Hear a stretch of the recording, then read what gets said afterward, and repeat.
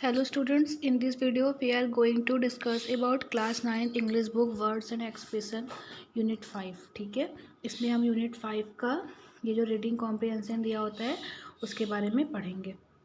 तो इसका टेक्स्ट 1 था जो कि है द मिराकलस स्केप। ठीक है, तो मिराकलस स्केप क्या होता है?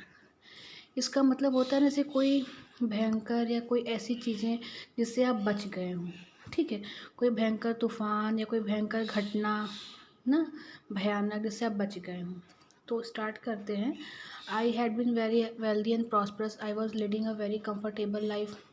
इसमें जिसने इस स्टोरी को लिखा है वो बताता है कि मैं एक धनी घर से हूँ, काफ़ी मतलब मैं जिस घर से या जिस जगह से बिलोंग करता हूँ, जिस फैमिली से, वो काफ़ी धनी है। मैंने हमेशा कंफर्टेबल लाइफ जिया है और सभी सुख सुविधाएं मेरे घर में थी, लेकिन फिर भी मैं अपनी लाइफ से बोर हो गया था। तो ये डिसाइड करते हैं कि हम जल यात्रा के लिए जाएंगे। वो याद मतलब होता है जल यात्रा, तो जल यात्रा के लिए जाएंगे और ये दिन पे दिन मतलब जो कि इनको काफ़ी स्ट्रॉन्ग बना देगा। ठीक है, मतलब ये बताते हैं कि इनको ना पानी से बहुत डर लगता था, तो ये चाह रहे थे कि वो जल यात्रा पे जाएं, जिससे कि जो ये वाटर फियर है इनका, पानी जो इनको डर लगता है, उससे ये स्केप होके मतलब बच सके या उसको बाहर निकाल सके अपने इस डर को। So one day I boarded a ship and went trading from island to island with other merchants। फिर एक दिन उन्होंने डिसाइड किया कि अदर मर्चेंट्स के साथ, मतलब दूसरे लोगों के साथ, जो शिप पे लोग रहते हैं या इनके फ्रेंड्स जो लोग थे, उनके साथ ये शिप इन्होंने हायर किया और इन्होंने डिसाइड किया कि ये एक आइलैंड से दूसरे आइलैंड पे जाएंगे। उसके देखिए बात क्या है कि व्हेन स्टार्टेड द, मतलब जब इन्होंने स्टार्ट किया अपनी जर्नी वो यार, तो वेदर काफ़ी अच्छा था, मौसम काफ़ी अच्छा था, समुद्र भी एकदम शांत था। लेकिन इतने इनकी जल यात्रा के चौथे दिन क्या हुआ कि जो इनका शिप था एक टेरिफिक या टेरिबल ह्यूरिकेन में फंस गया, मतलब एक भयंकर भयानक तूफान में फंस गया। और उस तूफान में फंसते फंसते we wandered from our set course. ठीक है, तो ये क्या चले गए, ये मतलब काफ़ी दूर चले गए जगहों से, मतलब जिस जगह रास्ते से इनको जाना था उस रास्ते से भटक के कहीं और चले गए। फिर क्या हुआ, the Tempest continued for several days and drove us near an island. तो ये जो तूफान था काफ़ी लंबे दिनों तक था, काफ़ी अधिक दिनों तक था, और ये ऐसे ही वो तूफान में फंसते फंसते एक आइलैंड पे पहुँचे। The captain of the ship, तो जो शिप इन्होंने बोर्ड किया था उनका जो कैप्टन था was reluctant to cast anchor at the port as it was much dreaded place. मतलब कि एक जगह जो आइलैंड था वहाँ पे जो इनका शिप वाला जो कैप्टन था, जो एंकर था, वो वहाँ पे रुकने को तैयार नहीं था क्योंकि वो बहुत ही खूंखार प्लेस था। तो the violent waves of the sea had exhaust us, जो भयानक वायलेंट वेव्स थी समुद्र की वो काफ़ी इन लोगों को थका दी थी। ये पूरी तरह से थक चुके थे और भूखे हो गए थे, इसलिए इन लोगों ने खाने और पानी की तलाश में इधर उधर घूमने लगे। उसके बाद क्या हुआ कि फॉर्चुनेट मतलब होता है कि मतलब काफ़ी सौभाग्यशाली थे कि इनको फल का एक पेड़ मिल गया और एक स्ट्रीम मिल गया, मतलब एक माध्यम मिल गया एक पानी का, कि जहाँ पे ये साफ़ ठंडा फ्रेश पानी पी सकें। ठीक है, तो पीने और खाने के बाद इनको काफ़ी स्ट्रेंथ है, इन लोगों को काफ़ी एनर्जी मिली। ठीक है, फिर है कि it had started getting dark. फिर धीरे धीरे जब अंधेरा होने लगा, वी वर टायर्ड, पूरी तरह से थक चुके थे, तो इन लोगों ने क्या किया, ये लोग सोने ही वाले थे कि इन लोगों को एक सरसराहट की आवाज़ सुनाई दी। ठीक है, जो कि बहुत दूर से आ रही थी, और जो कि किसकी थी, एक विशाल सांप अजगर की थी। ठीक है, फिर we ran to save our lifes, फिर ये लोग दौड़ भाग करने लगे अपनी लाइफ को बचाने के लिए उस सरपेंट से। सरपेंट मतलब होता है कि सांप। ठीक है, और भागने की कोशिश तो किए, भागे भी बहुत थे, लेकिन फिर भी जो वो सरपेंट था वो इनके एक कंपेनियन मतलब होता है जो साथ रहने वाले थे। ठीक है, इनके साथ इनके जो एक मित्र रहे होंगे, ठीक है, उनको वो सॉलो करना, मतलब निकल गया था वो पाइथन अजगर।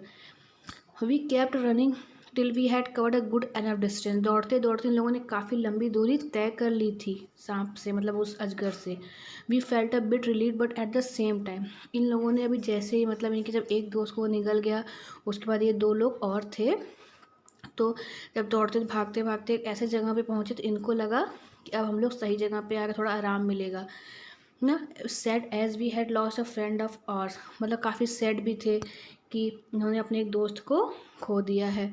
We took shelter on the top of a tree and thought ourselves to be safe.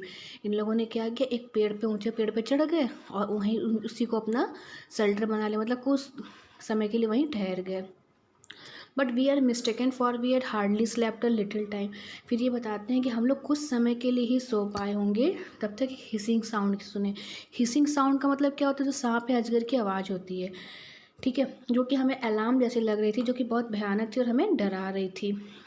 उस समय वहाँ फिर से कौन आ गया था, सरपेंट, मतलब सांप आ गया था, वो अजगर आ गया था। वो क्या किया, पेड़ पे अपने आप को लपेट लिया था और वह उसके जो दूसरा एक उनके साथ दोस्त था उन तक पहुँच गया था, जो कि कहाँ था, जो कि जो ये लिखने वाले जो राइटर रहे होंगे उनके जिस टॉप लेवल, मान लीजिए ये ट्री है बहुत बड़ा सा, ठीक है, तो जो पोयम लिखने वाले थे या जो स्टोरी लिखने वाले थे वो यहाँ पे थे और जिसको वो दोबारा सरपेंट सांप ने खाया था वो नीचे थे। तो सांप जो था यहाँ पे इस तरह से करते करते इनके तक पहुँच गया, इनके दूसरे फ्रेंड तक, जो कि इनसे नीचे सोए हुए थे ब्रांच पे, उसको भी क्या किया, ये निकल गया, ठीक है, और भाग गया वहाँ से। Terror stricken I clung to the branch of the tree tightly. उसके बाद इतना ये भयानक डर गए थे कि ये पेड़ के टहनियों को काफ़ी तेज़ी से पकड़ रहे थे और बैठे थे। फिर ये पता नहीं कब इनको नींद आ गई, इनको पता नहीं चला, ठीक है। उसके बाद देखिए क्या है, it was day light when I work. उसके बाद जब सुबह हुआ, रोशनी हुई सन की, तब ये जगे। उसके बाद ये नीचे उतर के आए। It seem to me that I had no courage left. उसके बाद इनको एहसास हुआ कि इतना ही डर गए थे कि इनके पास कोई करेज है ही नहीं, ठीक है। और उन्होंने सोचा कि उन्हें ज़्यादा समय बर्बाद नहीं करना चाहिए और उन्हें अपने आप को इन सब चीज़ों से बचा के रखना चाहिए, नहीं तो मैं भी कुछ समय के बाद क्या हो जाऊँगा, एक डेड मैन हो जाऊँगा, मतलब मर जाऊँगा या मारा जाऊँगा, ठीक है। It was just a matter of time when I would also be सॉलो। मतलब कि उनको लग रहा था जैसे उनके दोस्त को सरपेट ने खा लिया, सॉलो कर लिया, निकल लिया, उनको भी कर लेगा। उनके माइंड में चल रहा था कि the instinct to prevent one's life is greater than any fear. मतलब अपने लाइफ को या किसी की लाइफ जो होती है वो बहुत इम्पॉर्टेंट होती है इस चीज़ों से कि वो कोई ऐसे डर या फ्रस्ट्रेट ना हो। कहने का मतलब है, अगर आपको पानी से बहुत डर लग रहा है, ठीक है, लेकिन अगर आप अचानक से देखें कि आपकी तरफ बहुत सारा पानी सुनामी जैसा आपकी तरफ आ रहा है, तो आप भागने की कोशिश करेंगे ना अपने आप को बचाने की। तो बस यही कह रहा है कि जो डर होता है वह किसी की लाइफ से ज़्यादा इम्पोर्टेंट नहीं होता। मतलब हमें जब अपने आप को सेव करना होता है, अपनी लाइफ को बचाना होता है, तो हम उन चीज़ों से भी लड़ जाते हैं जिससे हम काफ़ी डर रहे होते हैं, ठीक। फिर है कि I thought I should spare no means to save myself. मतलब उनको ये फिर एहसास हुआ कि उनके पास उनको खुद को बचाने के अलावा कोई और रास्ता नहीं है। फिर उन्होंने बहुत माइंड यूज़ किया, फिर वो लकड़ियों को इकट्ठा किए, पेड़ के बसेस वगैरह को इकट्ठा किए, उसको टाइट किए, बांधे बंडल में रीड्स की तरह। रीड्स मतलब अब जैसे जो लकड़ियों को बांधे होंगे जिस चीज़ से, उसको बोल रहे हैं, ठीक। आई arrange them in a circular structure round the tree. उसके बाद वो पेड़ के चारों तरफ, जैसे ये पेड़ है ना, तो ये चारों तरफ इसको इस तरह से बांध दिए थे, पूरे पेड़ के चारों तरफ से, ठीक है। उसके बाद in this way I made a tent like structure. तो इन दोनों ने जो बांधने के बाद जो स्ट्रक्चर बनाया था वो टेंट जैसा दिख रहा था। उसके बाद वो वहाँ पे शाम में जाके बैठ गए और सिक्योरली और चुपचाप छिप के उसमें से, मतलब इस तरह से बैठ गए ताकि, मतलब इस तरह से बैठे थे कि किसी को पता नहीं चल रहा था कि कोई वहाँ बैठा है, ठीक है। और मतलब उनको इतना सेटिस्फैक्शन हो गया था कि उन्होंने अपने आप को बचा लिया है। और जब this time when the serpent arrived, और उस समय जब सरपेंट आया तो crept around had made around me, ठीक है। तो वो चारों तरफ क्या है कि the crept around the tree but he could not penetrate the defensive structure. मतलब यहाँ कहने का है कि जब वो वहाँ से शाम का हो गया, जब वो सरपेंट वहाँ सांप फिर से आया तो उन तक पहुँच नहीं पाया, क्योंकि जो उनका डिफेंसिव स्ट्रक्चर था वो काफ़ी मजबूत था और काफ़ी इस तरह से उन्होंने बनाया था कि वहाँ पे सरपेंट जो अजगर सांप था वो पहुँच नहीं पाया, ठीक। It just sat and waited the whole night like a cat that wait for the mouse to emerge out of his hole, ठीक है। और वो जो अजगर था वो कैसे वेट कर रहा था, पूरी रात वहीं पे बैठ के इस तरीके से इंतज़ार कर रहा था अपने शिकार का। मतलब जो पोयम जो ये स्टोरी लिखी है उनका, इस तरीके से वेट कर रहा था जैसे कि एक बिल्ली वेट करती है चूहे को पकड़ने का, उसके होल से बाहर आने का, ठीक है, आगे देखिए, आगे है कि at dawn the serpent crept back but I dared not come out of my forest. फिर भोर में जो सर्पेंट था वो रेंग के मतलब वापस जा रहा था, चला गया ना, लेकिन फिर भी इनकी हिम्मत नहीं हुई कि ये अपने किले से मतलब जो टेंट बना के थे वहाँ से ये बाहर आ पाए। I lay there half dead and almost suffocated. ये मतलब बताते हैं कि उसके जाने के बाद भी मेरी हिम्मत नहीं हुई अपने उस किले से या अपने जो स्ट्रक्चर बनाए हुए थे वहाँ से बाहर आने की। इनको ऐसा लग रहा था कि ये आधा मर चुके हैं, काफ़ी सैफोकेशन इनको लग रहा था। और जब सन साइन करना स्टार्ट किया सुबह, तो ये उसमें से बाहर आते हैं अपने फोर्ट्रेस किले से और काफ़ी बेचैन बेकरार रहते हैं, इसलिए सी शोर समुद्र के किनारे जाते हैं।